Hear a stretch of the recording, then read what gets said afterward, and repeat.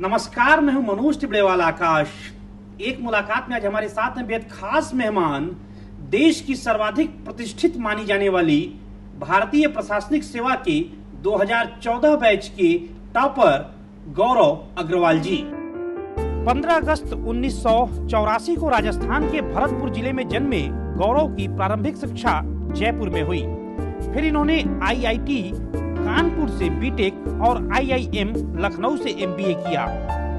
IIM Lucknow से gold medallist गौरव को पढ़ाई के तुरंत बाद हांगकांग में एक मल्टीनेशनल कंपनी में इन्वेस्टमेंट बैंकर की नौकरी मिल गई, लेकिन इनके मन में कुछ अलग करने का सपना कौंध रहा था।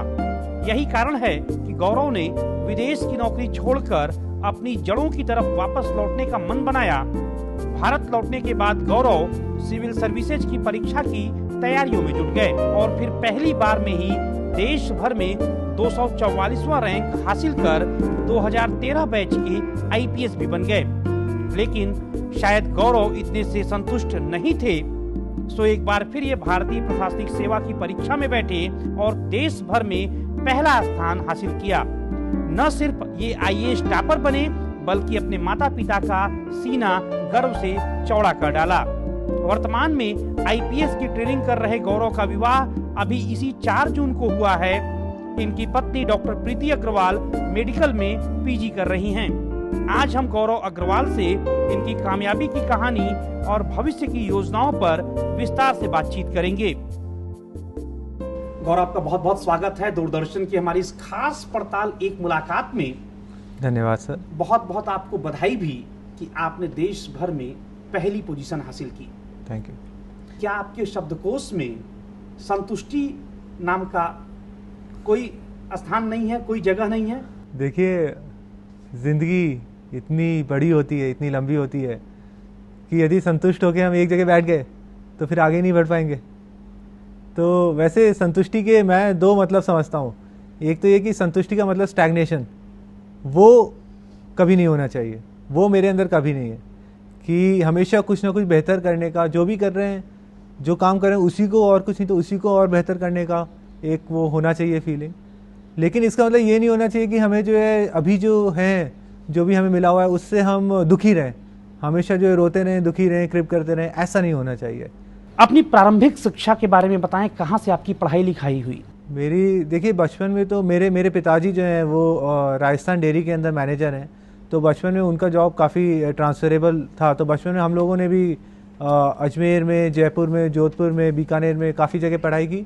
6th क्लास में आने के बाद से जो है हमने जयपुर में ही पढ़ाई की। मैं सेंट एंसलम्स स्कूल है मालवीय नगर जयपुर में, वहाँ से मैंने पढ़ाई की 12th क्लास तक। आईएएस बनने की मन में ठानी क्यों आपने? ये जब मैं जॉब कर रहा था अपना हांगकांग में, जब मैं जॉब कर रहा था, मैंने 3.5-4 साल जो है रफली जॉब किया था। तो वहाँ पे रहते रहते मैंने रियलाइज़ किया कि देखिए उस जॉब के अंदर काफ़ी अच्छी एक कंफर्टेबल लाइफ थी, काफ़ी अच्छे पैसे थे, काफ़ी अच्छा काम था। बट मैंने रियलाइज़ किया कि यदि ये वो चीज़ें नहीं है जिसके लिए मैं अगले 30-35 वर्ष तक जो है काम कर सकता हूँ। अगले 30-35 वर्ष तक यदि मेरे को काम करना है तो मुझे एक लार्जर मोटिवेशन चाहिए था, एक लार्जर मीनिंग चाहिए था। वो मोटिवेशन जो है मुझे इस सिविल सर्विसेज आईएएस के जॉब में दिखता है। क्योंकि ये जॉब जो है बाकी सारे के सारे कॉर्पोरेट जॉब्स जो होते हैं, कितने भी अच्छे जॉब्स हैं, उन सबसे एकदम अलग हटके, क्योंकि यहाँ पे जो है हम ऑफिस में ना बैठे रहते हैं, हम आम जन के बीच में जाते हैं और वहाँ पर जो है उनकी समस्याओं को देखते हैं, उनकी समस्याओं का निवारण करने की कोशिश करते हैं। तो वहाँ से जो सीख मिलती है, वहाँ से जो समझ मिलती है, वो और किसी भी जॉब में नहीं है। इस वजह से ये काफ़ी डायनेमिक है, काफ़ी चैलेंजिंग है। तो अब आईएएस के रूप में ही देश सेवा करने का इरादा रखते हैं या फिर किसी और फील्ड में भी अपना हाथ आजमा सकते हैं? प्राइमरी रूप से तो आईएएस के रूप में ही मैं देश सेवा करूँगा, लेकिन साथ में इसका मतलब ये नहीं है कि मैं बाकी अपना सेल्फ डेवलपमेंट रोक दूँ। आईएएस ये तो मेन नौकरी है, इसमें जो है मेन चीज़ें जो करनी है वो करते रहेंगे। साथ में मेरा जैसे एकेडमिक बेंट ऑफ माइंड भी है काफ़ी। तो आज से 10-15 साल बाद जब मेरा काफ़ी फील्ड में एक्सपीरियंस हो जाएगा, उस बेसिस पे मैं फिर एक पीएचडी भी करना चाहूँगा इकोनॉमिक्स में। मैं जो है अपने जो कॉलेजेस होते हैं उनके अंदर जो यंगस्टर्स होते हैं, जाके उनसे बातचीत करना चाहूँगा, उन्हें जो है जितना भी इंस्पायर कर सका वो करना चाहूँगा। तो मैं एक अपना एकेडमिक टच जो है वो कभी नहीं खो। क्या मानते हैं कि आईएएस बनने के बाद आपने अपनी मंजिल को पा लिया है या फिर आपकी जो असली मंजिल है उसकी ये शुरुआत भर है? देखिए, ये तो मात्र एक पड़ाव है। एक इम्पॉर्टेंट पड़ाव, नो डाउट, मगर ये सिर्फ एक पड़ाव है। यहाँ से जो है एक प्लेटफॉर्म मिला है जिससे कि आगे जाके जो है कुछ कर सकते हैं, अगले 30 वर्षों में 35 वर्षों में जो है कुछ कर सकते हैं, कुछ मीनिंगफुल कर सकते हैं, देश के लिए कुछ योगदान दे सकते हैं। आईएएस की परीक्षा के लिए किस तरह की आपने कोचिंग ली?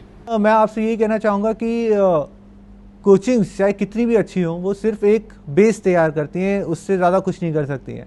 यदि आप सिर्फ कोचिंग के भरोसे रहेंगे तो आप उसे लिखवा के ले लीजिए, एग्जाम के अंदर जो मेंस एग्जाम है उसके अंदर आप 50 नंबर से ज़्यादा के सवाल अटेम्प्ट नहीं कर पाएंगे किसी भी पेपर में। अक्सर परीक्षार्थी, उनके मन में एक धारणा सी बन गई है कि बिना कोचिंग के वे आईएएस के एग्जाम में सफल नहीं हो सकते। ये एकदम गलत धारणा है। इनफैक्ट मैं तो ये कहूँगा, यदि आप कोचिंग के भरोसे रहेंगे तो आप आईएएस के एग्जाम में कभी भी सफल नहीं हो सकते हैं। कोचिंग आपके सिर्फ एक बेस तैयार करेगी, वो बेस आप खुद पढ़ के भी तैयार कर सकते हो और ज़्यादा फास्ट समय में तैयार कर सकते हैं। जो चीज़ कोचिंग 6 महीने में पढ़ाता है, आप खुद पढ़ें तो वो 2 महीने में पढ़ सकते हैं। लेकिन जो एक गाइडेंस की बात होती है कि कैसे फॉर्म भरें, फिर कैसे प्री मेन इंटरव्यू होगा, उसके लिए जो आम नौजवान हैं, आम छात्र छात्राएं हैं, उसको क्या करना चाहिए उनको? गाइडेंस इसमें काफ़ी इंपॉर्टेंट होती है, क्योंकि ये भाई आदमी तब पढ़ेगा जब उसे पता होगा कि क्या पढ़ना है। तो यहीं पे जो है हम जैसे लोगों का रोल आता है, या फिर और जो सेलेक्टेड लोग हैं उनका रोल आता है कि वो जो है जो नए जो एस्पिरेंट्स हैं जो अभी भी तैयारी कर रहे हैं उनको गाइड करें। तो ये काम होता है, और मेरे ख्याल से यहीं पर जो है हमें और ज़्यादा कंट्रीब्यूट जो है करना चाहिए। आप प्रतिदिन औसतन कितने घंटे पढ़ते थे? देखिए, मेरा जो फर्स्ट अटैम्प्ट था उसमें मैं 10-12 घंटे पढ़ने की कोशिश करता था रोज़, और जो मेरा ये सेकंड अटैम्प्ट था उसमें मैं 6 से 8 घंटे पढ़ने की कोशिश करता था। लेकिन ये काफ़ी पर्सनल होता है, हर किसी की पर्सनल कैपेसिटी होती है, एक पर्सनल फोकस होता है, तो उसके बेसिस पे ही होता है। ये कोई ऐसे आपका गोल्ड स्टैंडर्ड नहीं होता कि जो है आप इतने घंटे पढ़ें, इतने घंटे ना पढ़ें, ये पर्सनल चीज़ है। एकाग्रता को आप कितना आवश्यक मानते हैं तैयारी के दौरान? बहुत आवश्यक। इनफैक्ट यदि आपकी एकाग्रता नहीं है तो ये तो एक तरह से आपकी चीटिंग करने की वाली बात है कि आप स्वयं से चीटिंग कर रहे हैं। ठीक है, तो एकाग्रता तो होनी चाहिए, पढ़ते समय भी होनी चाहिए, आप जब एग्ज़ाम लिख रहे हैं तभी भी एकदम एकाग्रता होनी चाहिए, वरना दिमाग में कुछ और चल रहा है, लिख कुछ और रहे हैं, तो आप प्रीलिम्स में तो गलती करेंगे, मेंस में भी कुछ और लिखाएंगे। तो एकाग्रता तो बहुत ज़रूरी है। तैयारी के दौरान जब कभी आपकी एकाग्रता भंग होती थी तो क्या कुछ आप करते थे? मैं शाम के टाइम पे रोज़ दौड़ने जाता था, तो मैं रोज़ाना जो है 2.5-3 किलोमीटर दौड़ता था। तो उससे क्या है कि एक लॉन्ग डिस्टेंस रनिंग से और शाम के टाइम पे दौड़ने से एक माइंड रिफ्रेश हो जाता है। अब हम कोई मशीन तो है नहीं कि 24 घंटे 7 दिन पढ़ सकें, तो माइंड का रिफ्रेशमेंट जो है काफ़ी ज़रूरी होता है। मेरे जो परिवार वाले थे, मैं उनसे बातचीत करता रहता था। मेरी एक छोटी सी भांजी है, चिया उसका नाम है, मैं उसके साथ खेलता रहता था। तो ये सब माइंड को यदि प्रॉपरली रिफ्रेश रखेंगे तो फिर जब पढ़ने का समय होगा उस समय प्रॉपर जो है पूरी एकाग्रता बनी रहेगी। आप अच्छे से सोइए, अच्छे से खाना खाइए, आप जो है अच्छे एक माहौल में पढ़िए। तो ये सब चीज़ों की वजह से आप माइंड को प्रॉपर रिफ्रेश कीजिए तो अपने आप एक। गौरव, एक और धारणा जो परीक्षार्थी हैं उनके मन में रहती है कि जो बचपन से बहुत तेज होगा पढ़ाई में वही आईएएस बन सकता है, सिविल सर्विसेज के एग्जाम में सफल हो सकता है। क्या यह सही है? ये मेरे ख्याल से तो बिल्कुल सही नहीं है, क्योंकि बचपन से आपने क्या किया है वो इस परीक्षा में मैटर नहीं करता है। मैटर ये करता है कि आप इस परीक्षा के लिए क्या कर रहे हैं। तो इस परीक्षा में जो मेहनत करेगा वो इस परीक्षा में सफल होगा, और जो नहीं करेगा बचपन से वो कितना भी अच्छा रहा हो।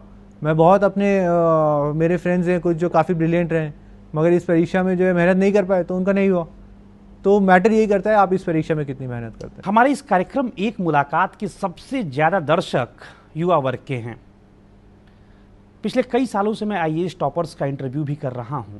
जो इस समय प्रोग्राम लड़के लड़कियां देख रहे हैं जो आईएएस की तैयारी करना चाहते हैं सिविल सर्विस एग्जाम की, उनको आप क्या सलाह देंगे सफल होने के लिए? सेल्फ बिलीफ रखना चाहिए, एक आशा रखनी चाहिए, क्योंकि क्या होता है कि ज़िंदगी में ऊंचे और नीचे तो दोनों फेजेस आते ही हैं। हम सक्सेसफुल भी होंगे तो हम फेल भी ज़रूर होंगे। तो फेलियर्स में ये है कि अपना सेल्फ बिलीफ नहीं खोना चाहिए, आगे बढ़ते रहने का प्रयत्न करते रहना चाहिए, क्योंकि यदि हम वहाँ पे बैठ गए तो फिर कभी हम आगे बढ़ ही नहीं पाएंगे, कभी जो है फिर दोबारा सक्सेस देख ही नहीं पाएंगे। और दूसरी चीज़ जो मैं कहना चाहता हूँ वो ये कि हमें करेजियस होना चाहिए, हमारे अंदर करेज होनी चाहिए, और सबसे बड़ी करेज ये होनी चाहिए कि हम हमारी जो गलतियाँ हैं, जो हमारी वीकनेसेस हैं, उनको एक्सेप्ट करें। क्योंकि नॉर्मली हमारे अंदर ये टेंडेंसी होती है हम अपनी गलतियों को एक्सेप्ट नहीं करते, उन्हें नेगेट करते रहते हैं, उन्हें दूसरे के ऊपर थोपते रहते हैं, किस्मत के ऊपर थोप देंगे, भगवान के ऊपर, किसी भी चीज़ के ऊपर थोपते रहेंगे। मगर हमारी जो गलतियाँ हैं हम उन्हें एक्सेप्ट करें, क्योंकि तब एक्सेप्ट करेंगे तभी हम उनको इम्प्रूव कर सकते हैं और तभी हम जो है आगे बढ़ सकते हैं।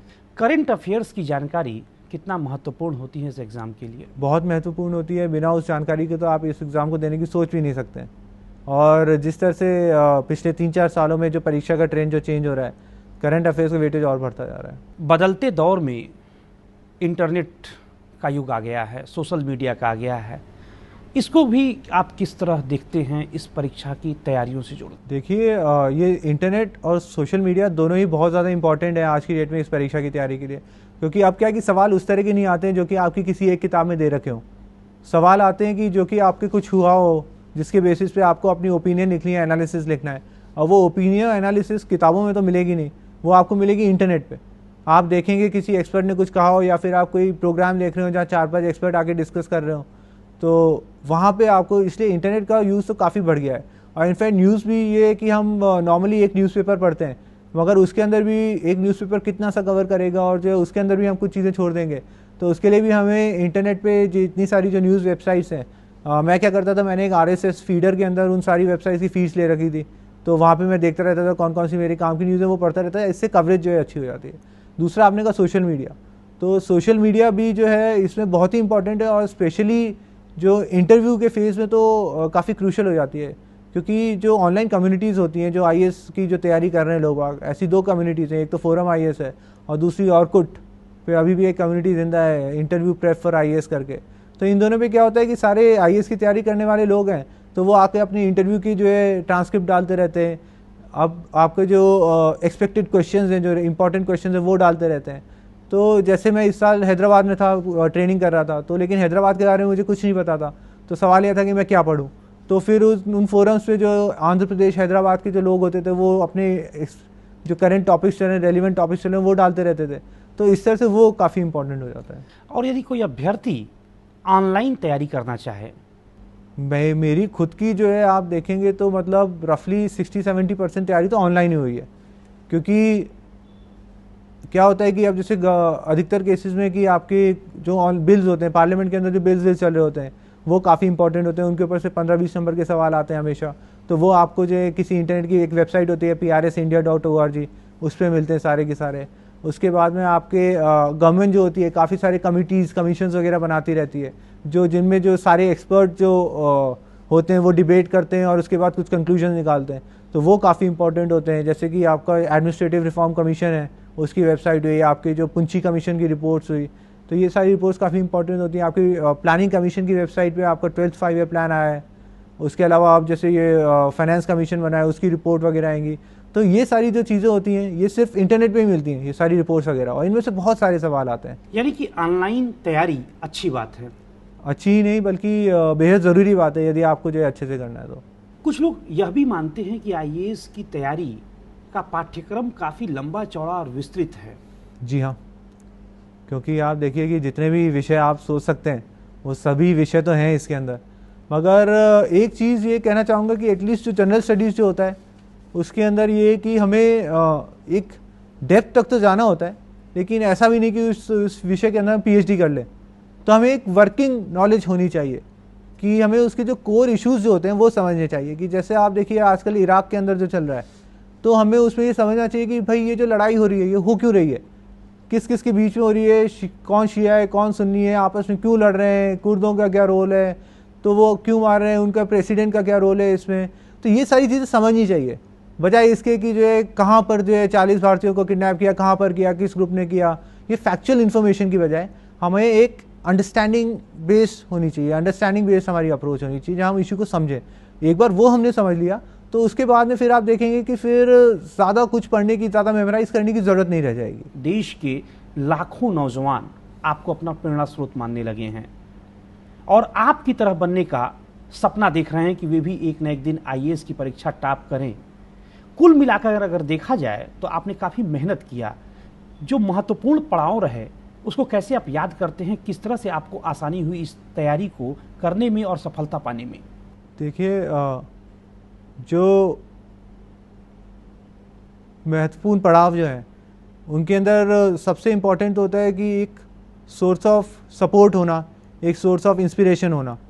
क्योंकि ये इतनी लंबी तैयारी है कि एक बार में या 2-3 महीने की बात तो है नहीं। इतनी लंबी तैयारी होती है कि उतार चढ़ाव आते रहते हैं, मोमेंट्स ऑफ फ्रस्ट्रेशन भी आते हैं, मोमेंट्स ऑफ हैप्पीनेस भी आते हैं।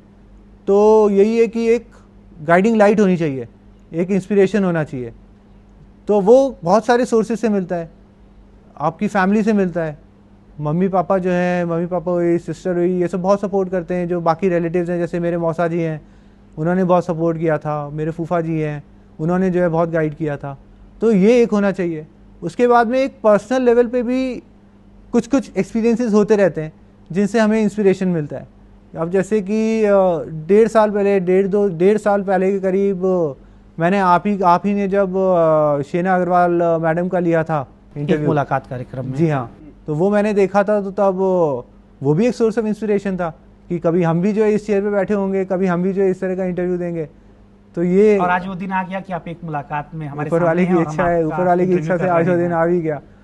तो इस तरह से जो इंस्पिरेशन होता है खुद से, इन सब से क्या होता है कि खुद से अंदर एक आग होती है, एक पैशन होता है कि मुझे ये चीज़ करनी है।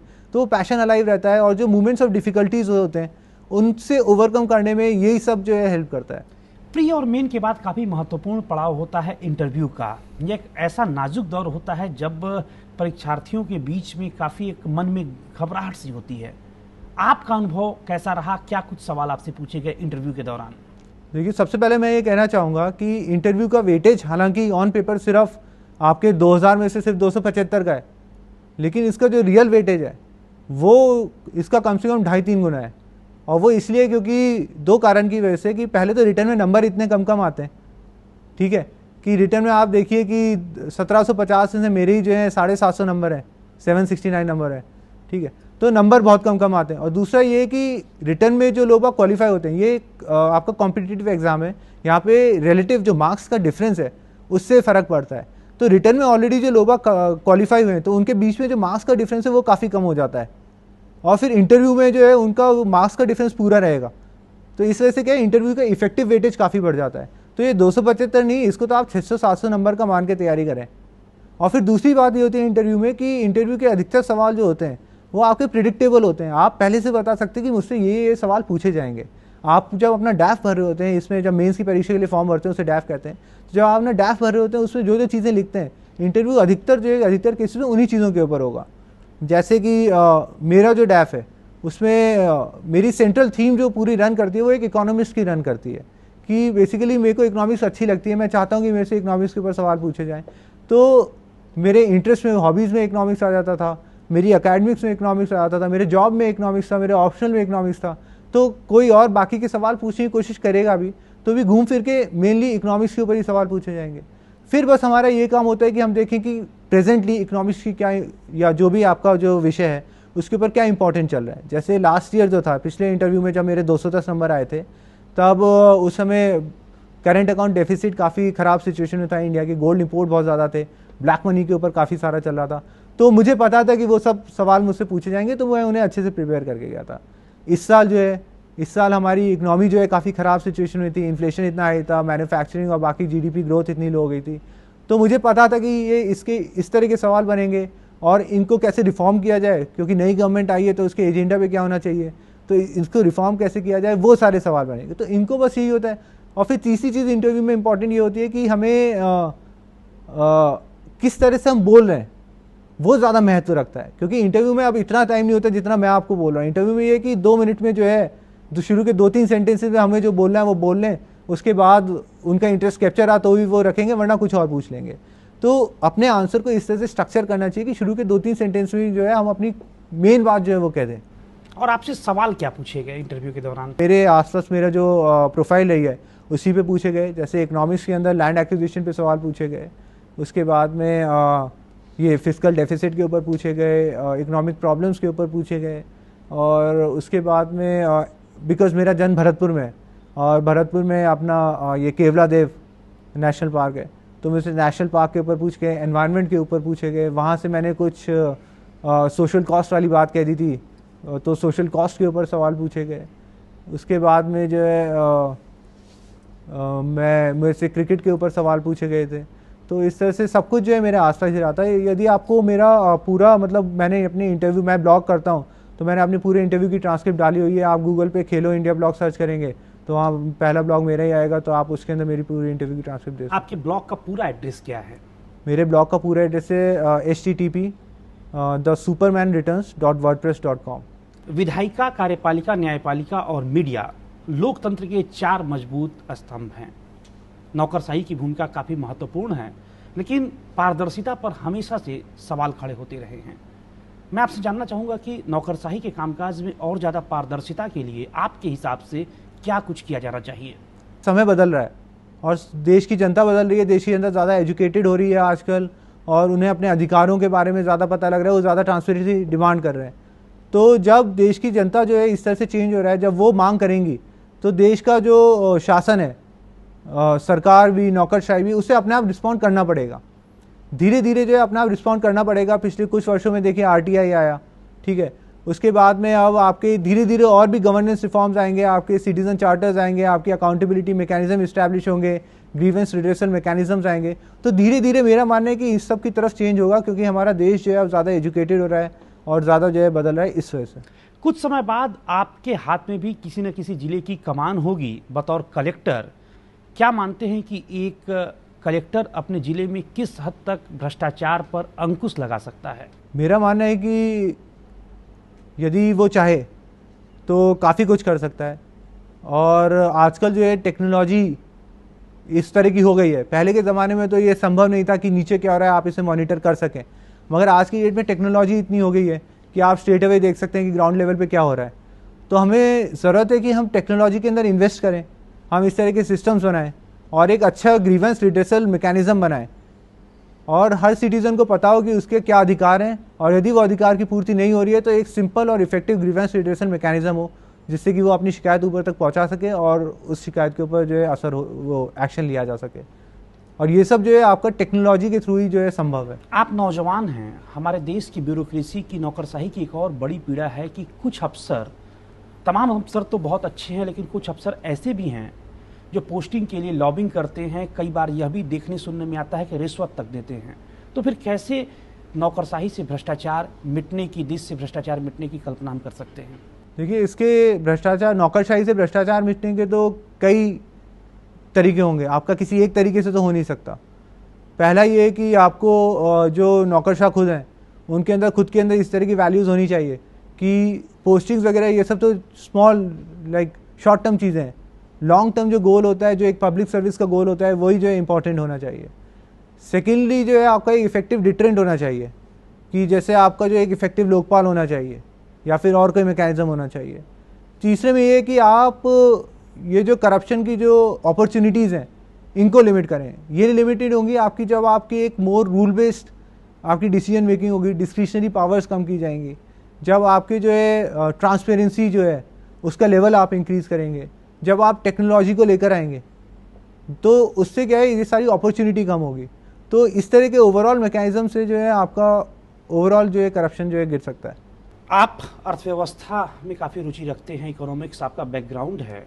बाबा रामदेव ने एक सुझाव दिया कि देश से यदि बड़े नोटों को, करेंसी को, 500 और 1000 को हटा दिया जाए तो करप्शन काफ़ी हद तक कम हो सकता है। लेकिन दूसरी तरफ जो बाबा रामदेव के विरोध में बात करने वाले हैं वो ये कहते हैं कि यदि हम 500 और 1000 का नोट बंद कर देंगे तो काफ़ी मुश्किल होगी। क्या आप मानते हैं? देखिए, जो बाबा रामदेव कह रहे हैं कि करप्शन कम होगा, डेफिनेटली काफ़ी फ़र्क पड़ेगा, लेकिन क्या है कि इकोनॉमी को इस तरह के शॉक्स नहीं देने चाहिए। आप यदि आज के दिन 500 और 1000 के नोट हटा देंगे तो इकोनॉमी को इतना बड़ा शॉक लगेगा, आपकी जो ट्रांजैक्शन कॉस्ट जो है वो इतनी हाई हो जाएंगी कि देश के अंदर जो है इकोनॉमिक ट्रांजैक्शंस होने ही काफ़ी कम हो जाएंगे। उससे जो देश की इकोनॉमी को जो शॉक लगेगा, जो नुकसान होगा, वो बहुत ही बड़ा नुकसान होगा और आपकी जो जीडीपी ग्रोथ होता है शायद नेगेटिव में भी चली जाए, पता नहीं उसका। तो इस तरह के शॉक से बचना चाहिए।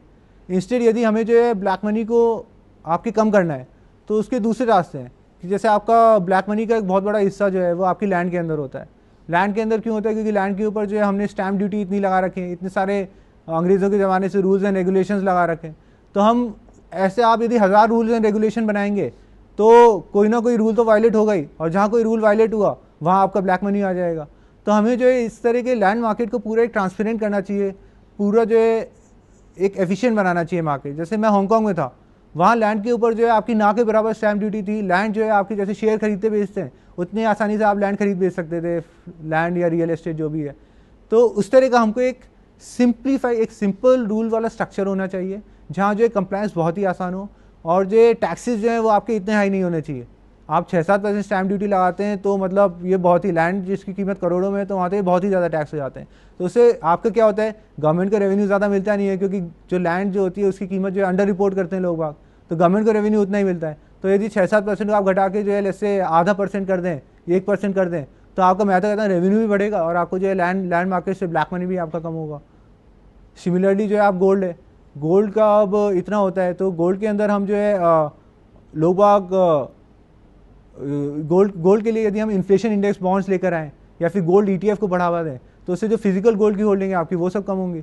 तो हमें इस तरह के जो एक मार्केट फ्रेंडली और सिंपल स्ट्रक्चर की तरफ बढ़ना चाहिए, ना कि हमें पहले के ज़माने की तरह की जो है और रूल्स लगा दो और बैन कर दो, ये सब कर दो। काफ़ी बहुमूल्य सुझाव हैं आपके। Thank you sir. हमारे देश को यंग इंडिया कहा जाता है। भारत के नौजवानों की प्रतिभा का लोहा पूरी दुनिया मानती है, लेकिन एक बड़ी समस्या देखने में इधर आ रही है कि देश के नौजवानों में गुस्से की प्रवृत्ति काफ़ी बढ़ती जा रही, जो काफ़ी घातक है।